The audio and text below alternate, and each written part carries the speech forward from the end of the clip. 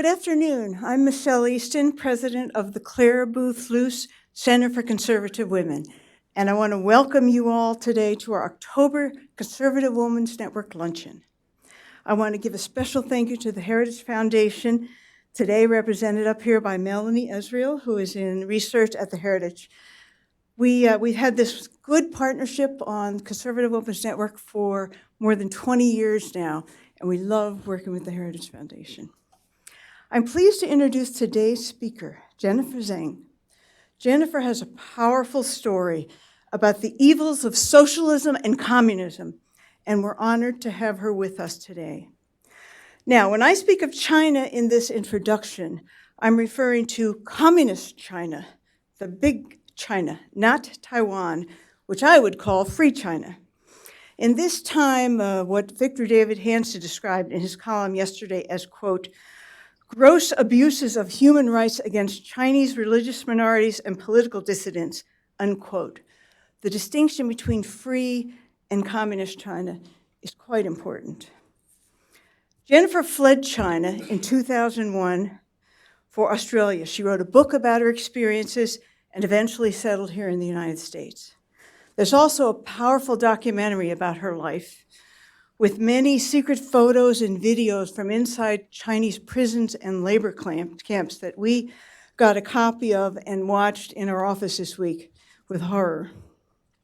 She's also a managing editor now of Epoch Times newspaper. She was born in Sichuan province in China in 1966. She was arrested 4 times and held as a prisoner of conscience in a labor camp where she was physically and mentally abused and subjected to brainwashing, attempted brainwashing, and electric shock treatment. She graduated from Beijing University in 1991 with a master's degree in science. She was a wife and a mother. But because she followed a spiritual practice called Falun Gong, her life in China was shattered. The Communist Party instituted a crackdown, arrested her, and demanded that she recant her beliefs. After twice being held at a detention center and refusing, she was sentenced to re-education through forced labor. Her so-called enlightenment, that's in quotes, took the form of beatings, torture with electric prods, starvation, sleep deprivation, and forced labor. She was compelled to knit for days at a time, her hands bleeding, to produce goods for sale in the US. Many with her died under the harsh conditions. Jennifer was lucky. Millions of others remained deprived of their freedom of speech and assembly and freedom to believe as they choose by the oppressive Chinese government.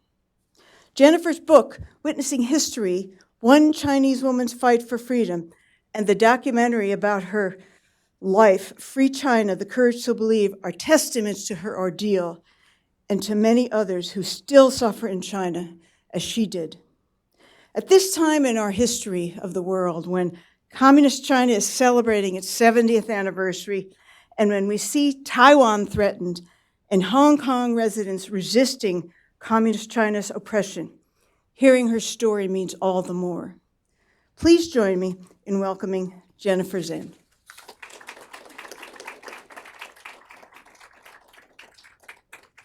Thank you for that introduction. And I'll begin. In the middle of the night, on April 13th, 2000, while I was fast asleep at my home, I suddenly heard loud bangs on the door, boom, boom, boom. Before I could figure out what had happened, a vicious-looking police officer was already in my home. He grabbed me with force and took me to the police station. Later, I asked, why was I arrested while asleep at my home? And you guess what's the reply? Because of your thought. Without any trial, I was sent to a forced labor camp.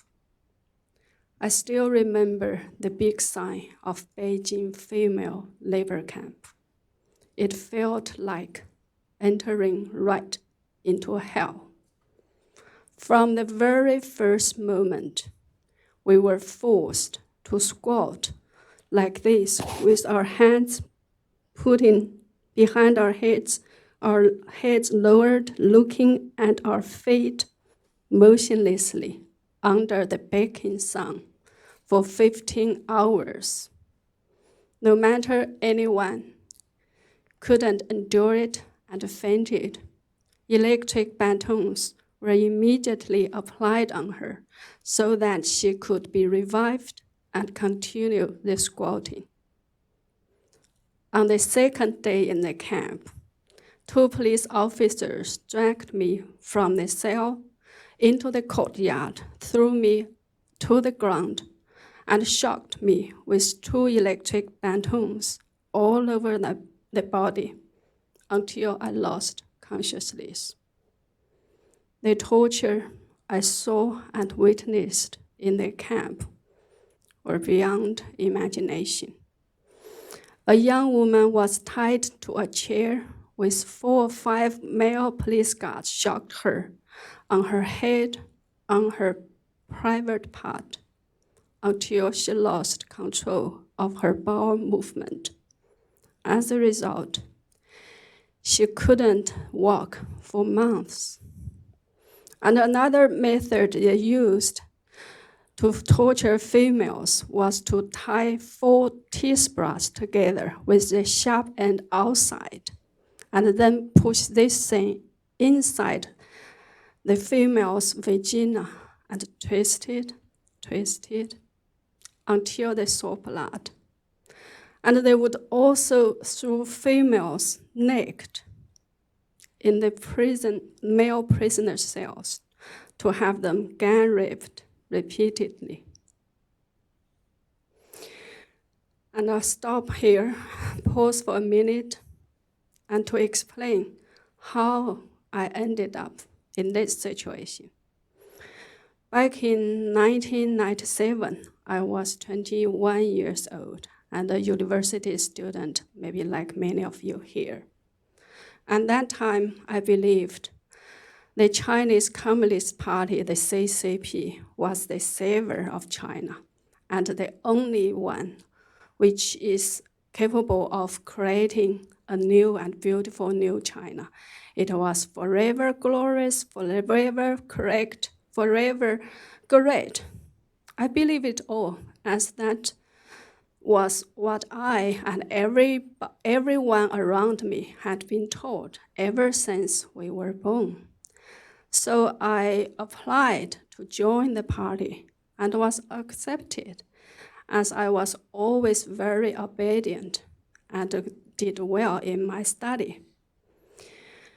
And then in 1992, I gave birth to my daughter, and I still remember holding her in my arms and marveling at her beauty and perfection. That was the most happy moment in my life.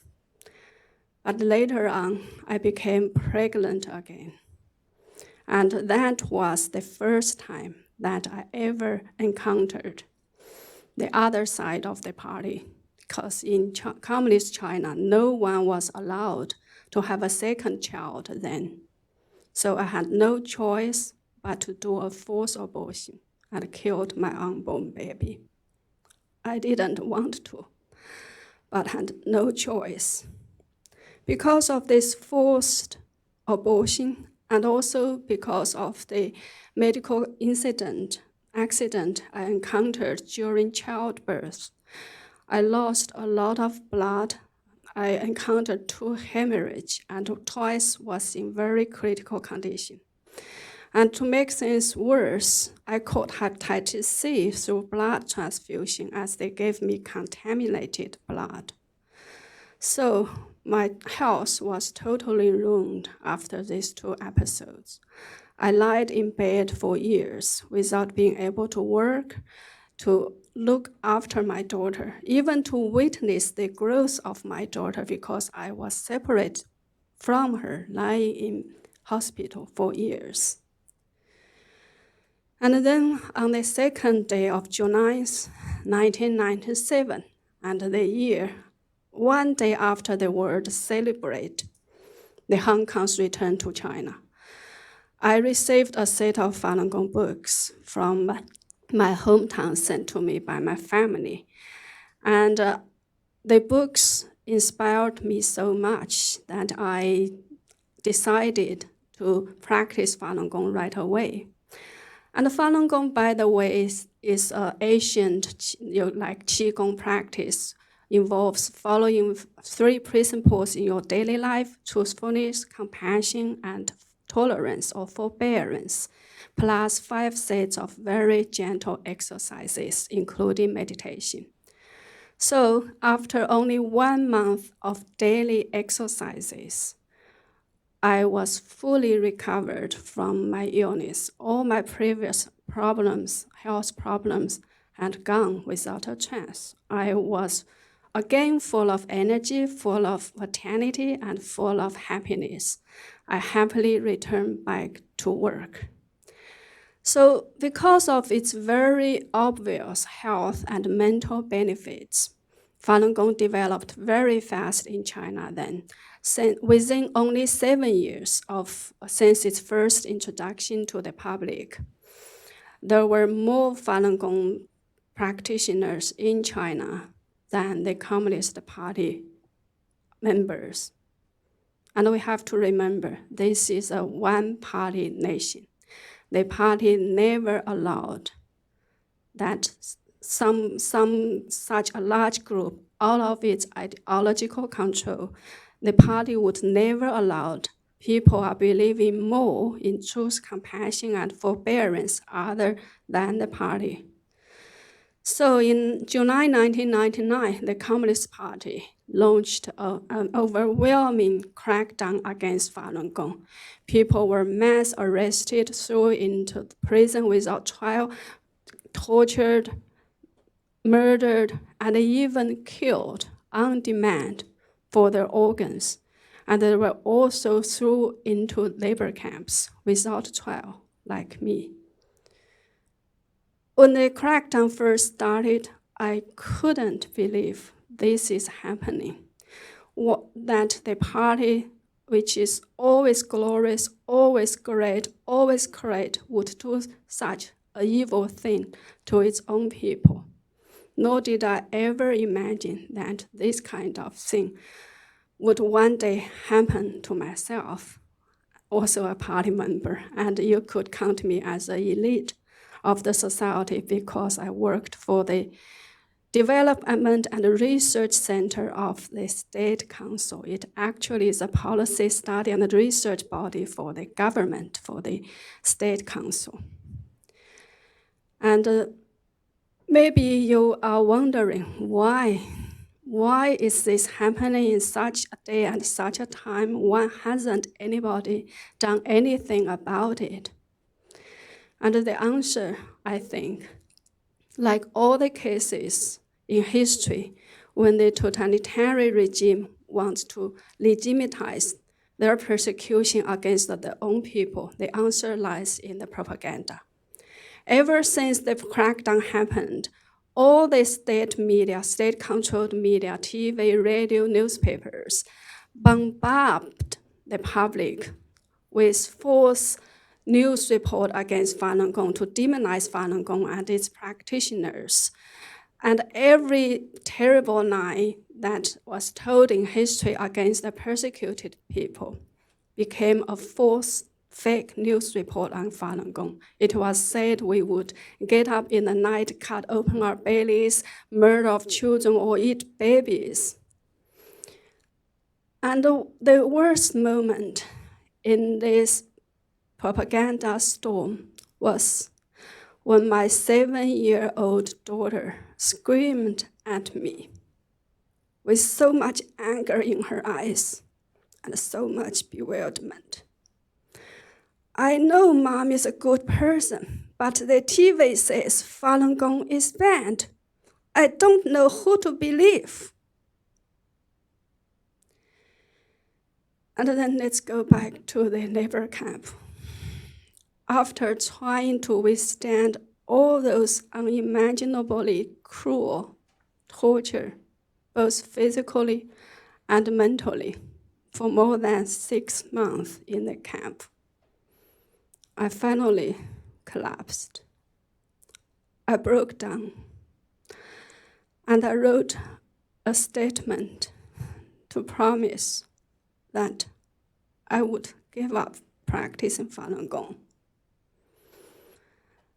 That was the worst moment in my life, with my thoughts being ripped and then taken away.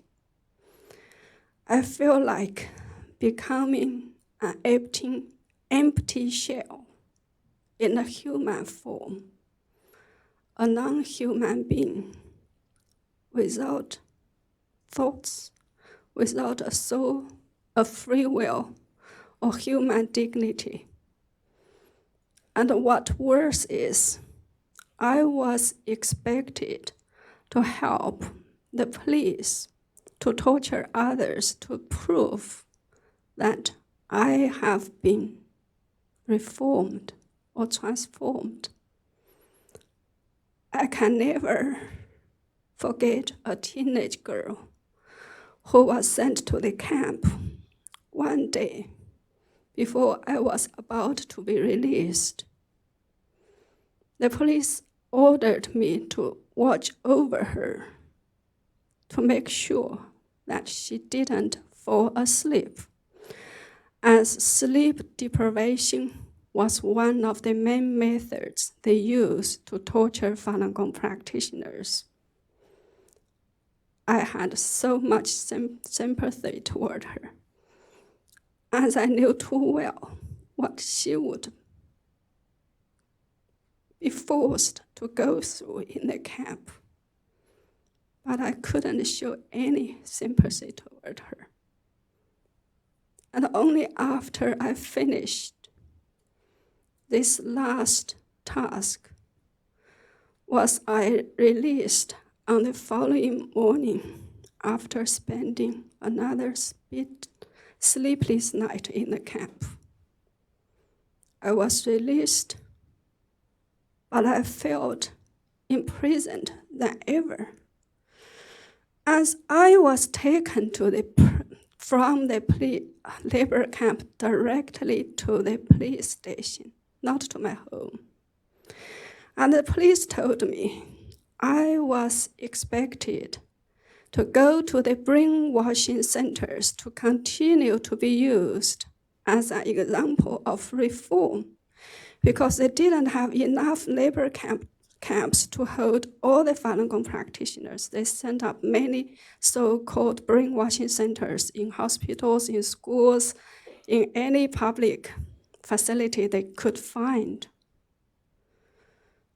I would rather die.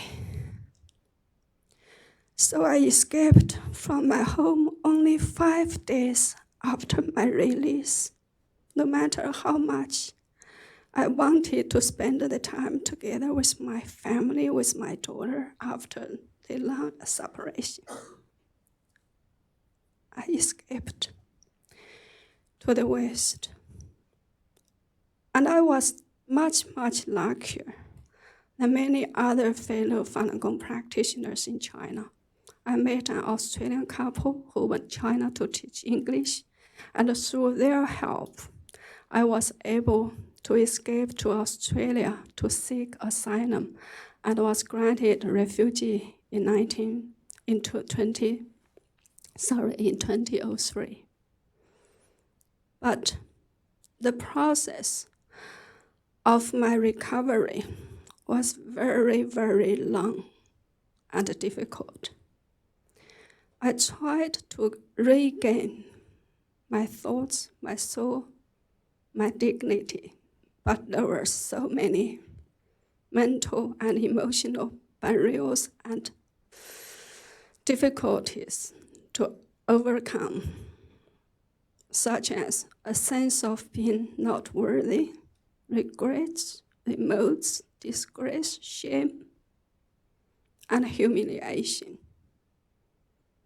But I think ultimately a determination to survive this and to stand up again as a complete human being so that I can help others who are still being held to this day in the prisons camps that enabled me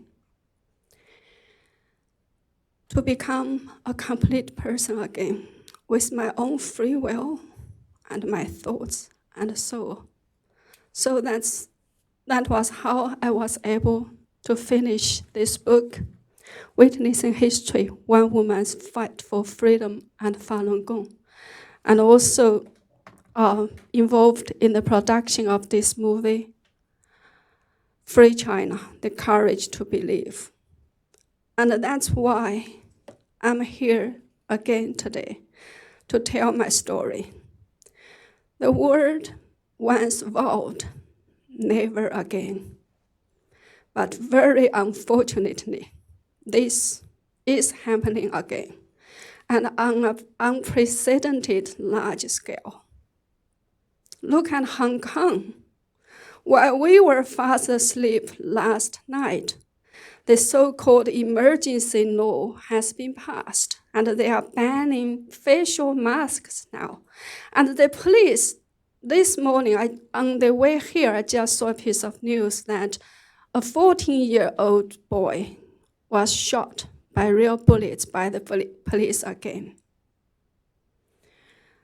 The other day, I watched a video on the internet with a young Hong Kong man saying he had a wheel in her pocket every time he took to the street to protest or to protect his fellow protesters.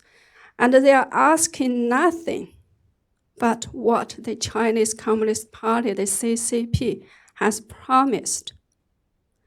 And I also read another very heart-wrenching story where several moms in Hong Kong donated several $1,000s to buy masks for their children and other youngsters. They knew very well that sending their children to the streets could result their deaths. But they said, as in our generation, we failed to defend the freedom. This is the least we could do, is to support our children and let them fight. Could you imagine how those moms felt when they said and did this? Can we let them fight alone? Martin Luther King once said, injustice anywhere is a threat to justice everywhere. Exactly because the world leaders and the United States had done nothing, virtually nothing, to stop the genocide of Falun Gong practitioners. Exactly because of this, the CCP is able to spread their genocide to Uyghurs, to Tibetans, to Hong Kong people now. The young people in Hong Kong are braving real bullets, tear gas, watermelons every day. They are at the front line between the evil CCP and the free world. And they are resisting the evil and fight for freedom, not only for themselves, but also for us all. If Hong Kong loses, the world will lose. And do you think Hong Kong is the only battlefield? Absolutely not. Before we realized it, this communism specter with all sorts of sinister, disguised, deceptive, and non-violent ways has infiltrated the free world. That's why so many politicians are making socialism sound so sweet. And that's why the majority I heard, the majority of young Americans are feeling attracted by socialism ideas. So Hong Kong, not only Hong Kong has become a war zone, a battlefield, but here in the United States also, there is a battle between America's founding principles and traditional values with the infiltration of communism, and often manifested with various appealing trends and ideas of socialism. And that's why, as a survivor and victim of the so-called socialism with Chinese characteristics, I fully understand the seriousness of these battles. And that's why I'm here to continue to tell my story, no matter how hard it was every time. And to fight hard. Let us fight with people in Hong Kong day after day, week after week, and month after month, until we win. And together, we will win. Thank you. Thank you very much.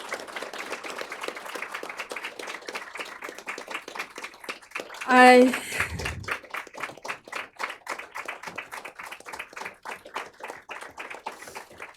do have prepared a PowerPoint with, if we have time, just very quickly go through it. By the way, I'm a member of this anti-communism action team in Washington, and through them I was invited to this speech.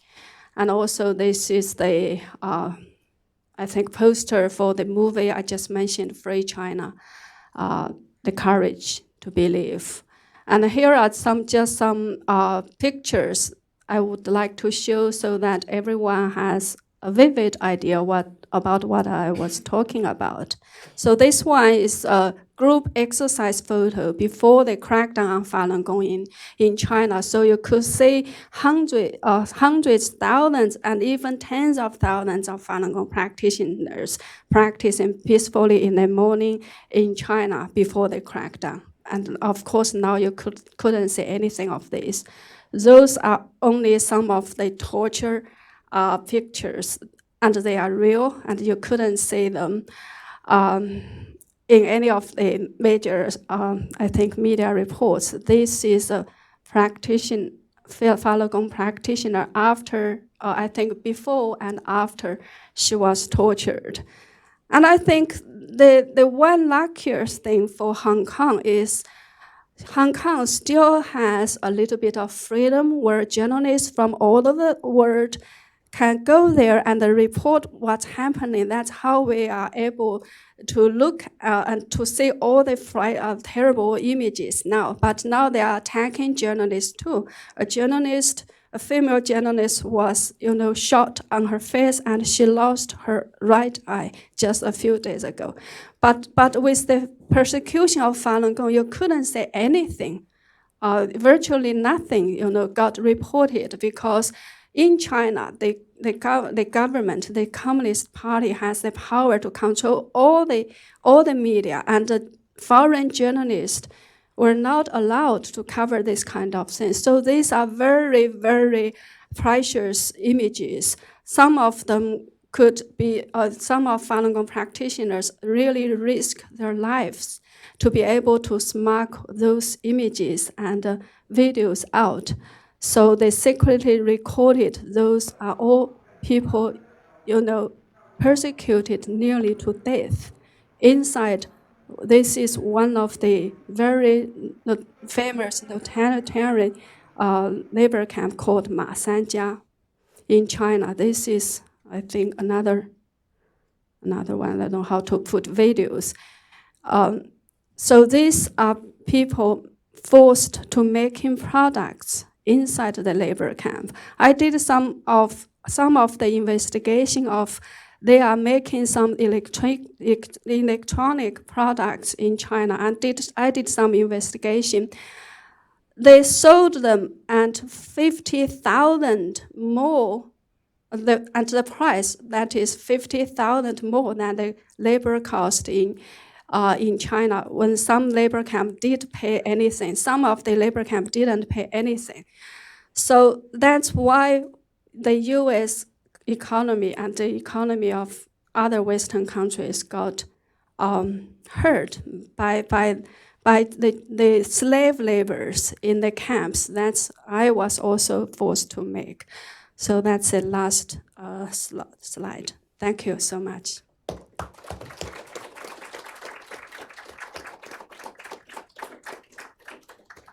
Thank you so much for being here and for telling your story. I know everybody here is just so grateful to you for your bravery and your courage to tell us about your experience, and unfortunately the experience of many, many people in China. I want to open things up for Q&A. We've got a couple people with microphones, so if you do want to answer a question, please raise your hand and wait until you have a microphone so that the folks who are watching online can hear you ask your question.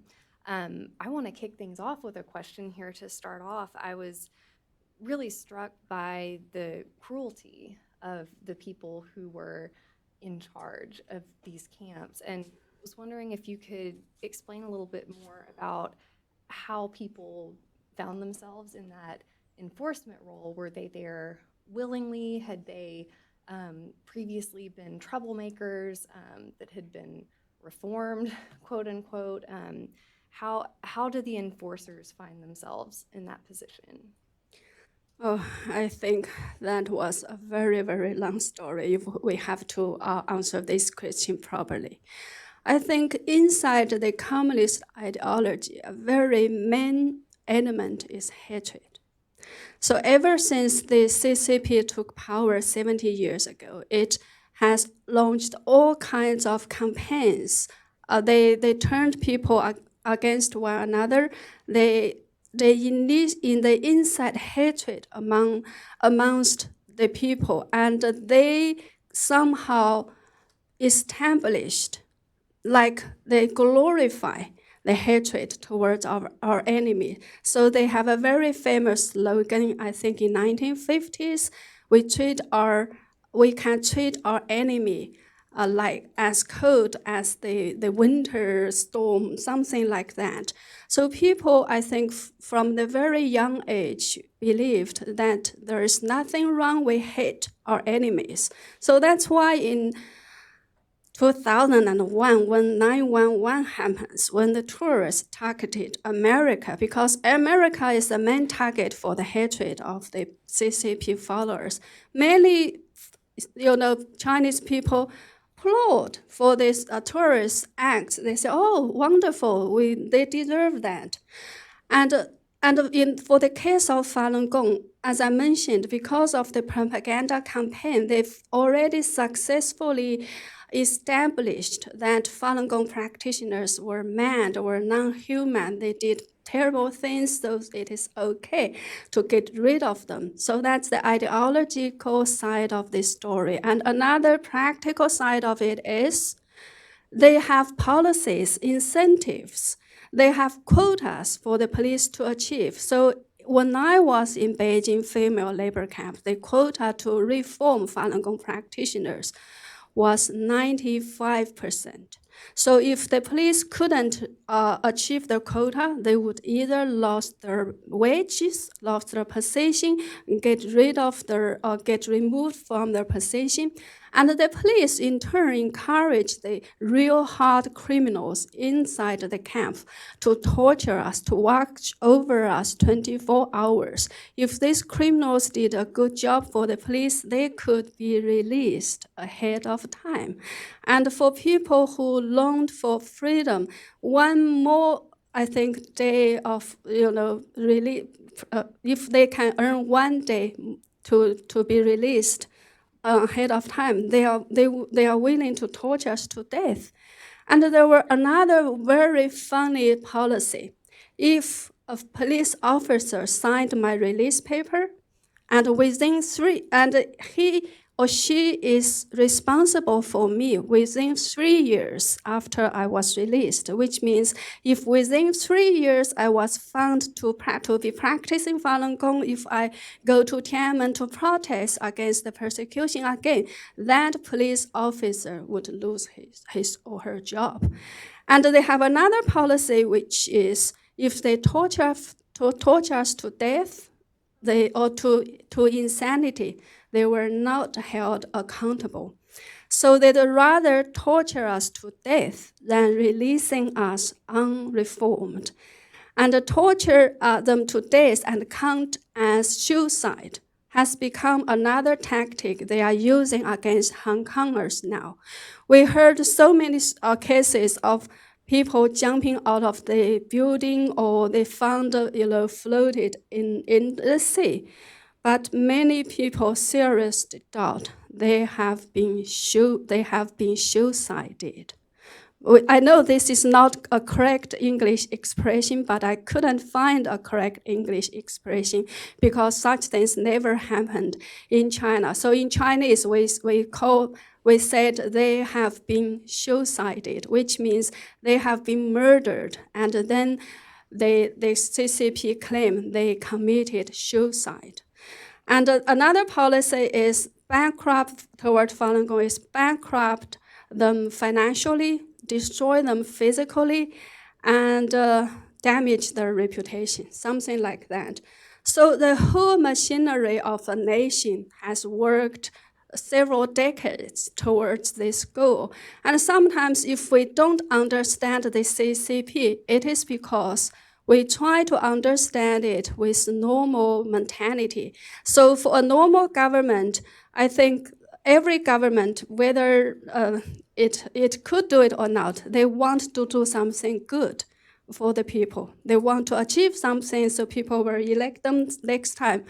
But for the CCP, the ultimate goal of its being, of its existence, is to destroy human beings, not to do anything good for the CCP. If we understand this, we will understand why they behaved like they did and why things has come to this stage today. Thank you so much for explaining that. We'll open things up to questions from the audience now.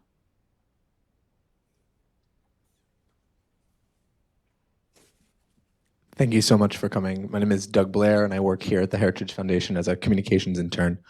One of the things that Falun Gong has been relatively effective at is outreach. So Shen Yun and the Epoch Times are both sort of subsidiaries of the Falun Gong movement. Is there anything else that maybe somebody stateside or in the West would be able to do to help either those organizations or help the Falun Gong movement get more press and get more attention? Yes, I think everybody as individuals, of course, we can reach out to our representatives, to the journalists we know, to report about what you hear today. And also there are so many things we can do.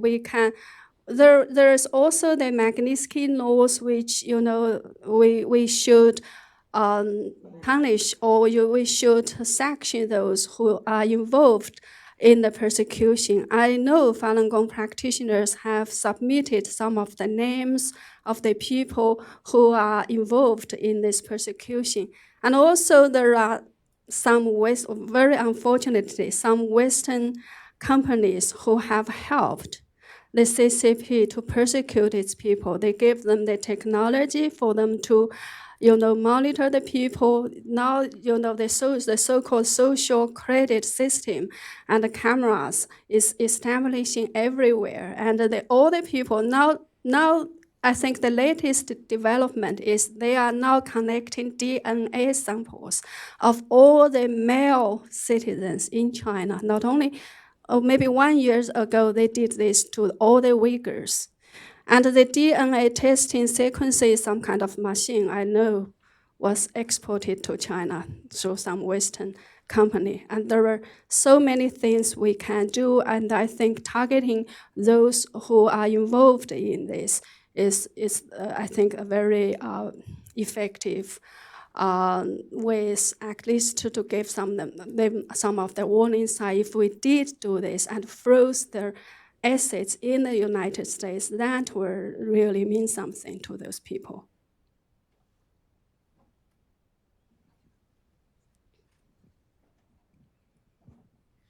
Hi, my name is Caleb Kostreva. I'm also an intern here at Heritage. I have two questions for you. First of all, thank you so much for coming and your bravery and your vulnerability also in sharing your story. It's really impactful. My first question is, you mentioned winning in Hong Kong. I'm just wondering what you think that looks like. What does winning look like in Hong Kong? And then also, my experience with the Uyghurs in Hong Kong and a lot of these other human rights violations in China are well known or familiar to policy people, to people in the political realm, but not to like my friends back home in Colorado. Most of the citizens of the United States just don't know about this. So what do you think it would take to really break through in these with like the normal person? Yes, I think for many people, this situation is so bad, we can say. And the Chinese Communist Party looks so powerful, at least on the surface. But I think there were two things that gave me confidence. One is when I watched those Hong Kong people, 2 million of them took to the street. And every day, every night, they continue to fight. And there was a video, I was very moved, of one young man shout, "Give me freedom or give me death."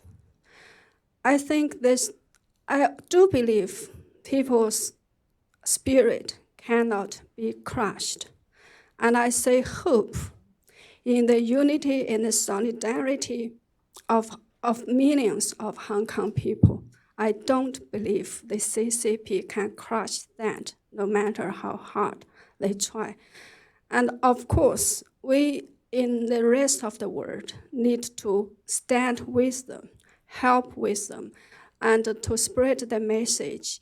And I think if enough people have already been waken up and stand with them together, the influence will spread gradually or maybe very quickly. And another thing I'm optimistic is nobody maybe in the outside world knew really how fragile the CCP really is. I think with the ongoing trade war, many sides has already shown themselves that the Chinese Communist Party's economy got hurt very badly because they didn't establish their economic model like normal society on their own innovations or their proper construction. They relied on still the technologies from the West, and they rely on polluting the environment, slave their own people, and do all sorts of, I think, in unfair ways, all sorts of bad things to develop, to maintain a very unhealthy so-called high growth of GDP. And their legitimacy today, because the communism has actually gone bankrupt in China. So their only legitimacy is rely on the growth of the GDP. If that got hurt, they will very soon lose the support of the people, and people inside China will not tolerate them any longer. And so everything I think we are doing today will contribute to the fight against the evil of the CCP. And so don't be discouraged by how strong on the surface they are. They are very, very weak inside, because everything they are doing is against human nature, is against, I think, the heaven-bestowed principles. And that kind of thing cannot last long. It is my firm belief.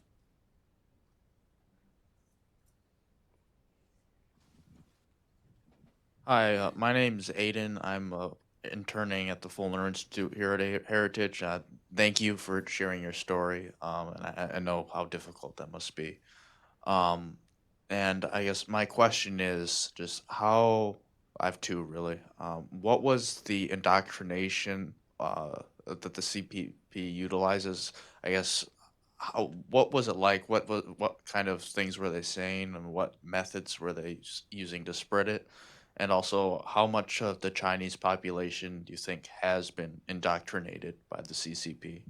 Do you have any specific range or just generally? Just generally.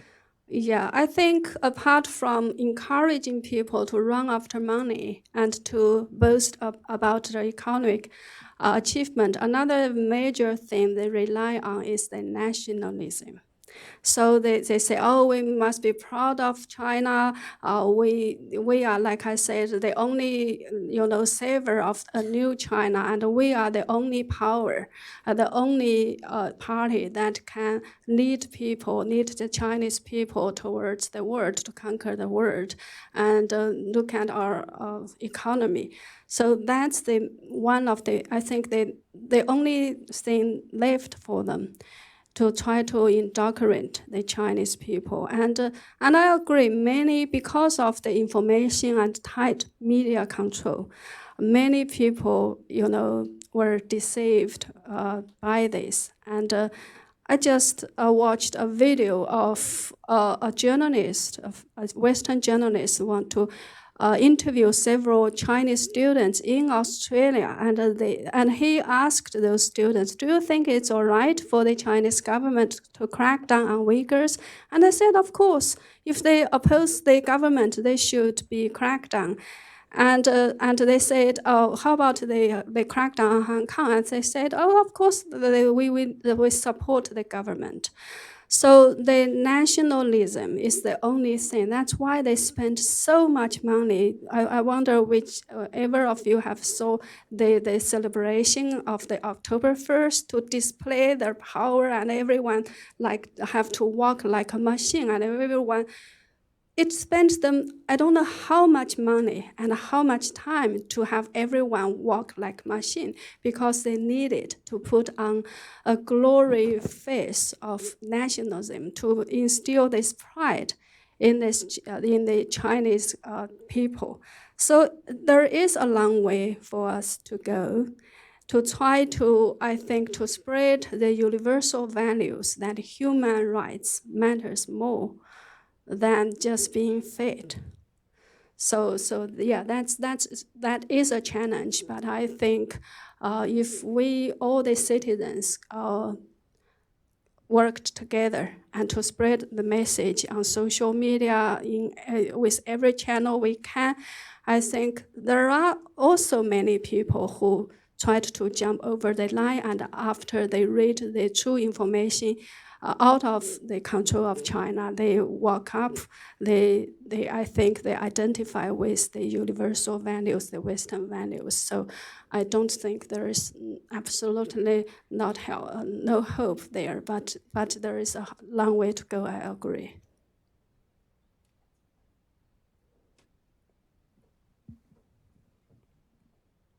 My question is that whether your organization or yourself, are you only concerned about violation of human rights in China or all over the world?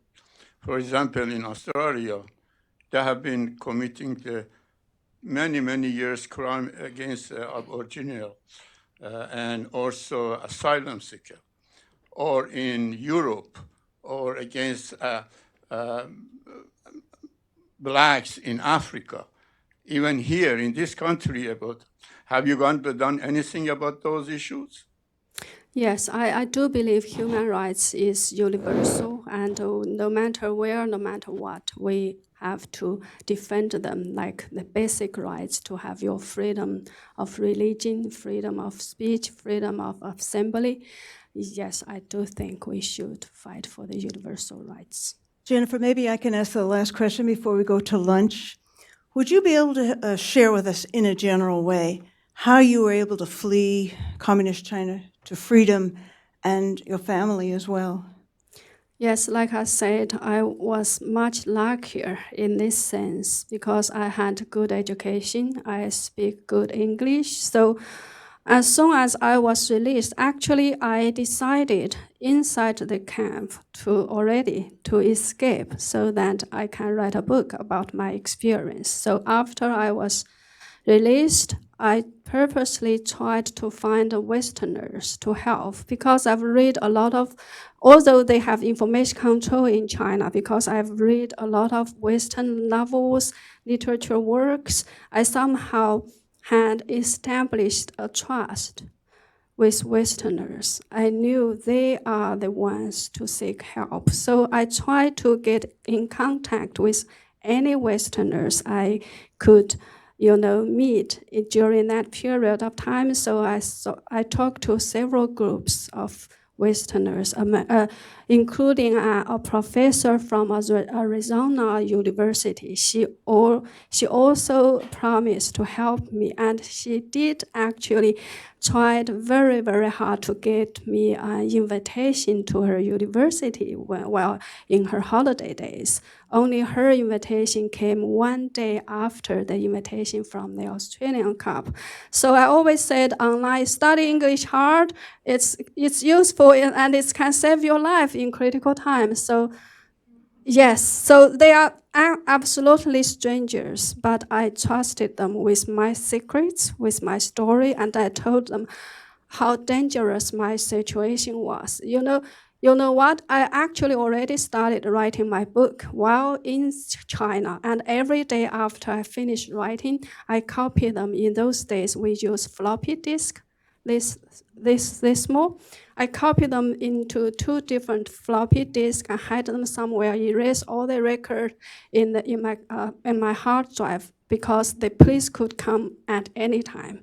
So I knew how dangerous that was, and I was able to make them fully understand my situation and how urgent I needed to escape China. That's why I got help, not only from the Australian Cup, but also American professor. So in that case, I was much luckier. And for many ordinary Chinese citizens and my fellow practitioners, they are still trapped in China and could be taken away at any minute. I just want to mention that this film that we watched in the office, we got for $2 on Amazon, and I know the book is on Amazon as well. Yes. The book is 06, was that when you wrote it? Yes. But the story remains the same. Well, Melanie, you want to wrap up? Sure. We just wanted to present you with a small gift, a token of our appreciation. Thank you so much for being here. We've appreciated hearing from you, and hopefully everybody will be able to join us for lunch afterwards as you exit the auditorium. Just head to the left. We have a little gift as well. This is from the Center for Conservative Women. Every person needs a good tote bag to put their other gifts in. And our limited edition coffee mug. Boy, this applies to you here. Courage is the ladder on which all the other virtues mount. That was Claire Booth Luce. You are a woman of great courage. Thank you so much for coming. Thank you, everyone. Please share my story.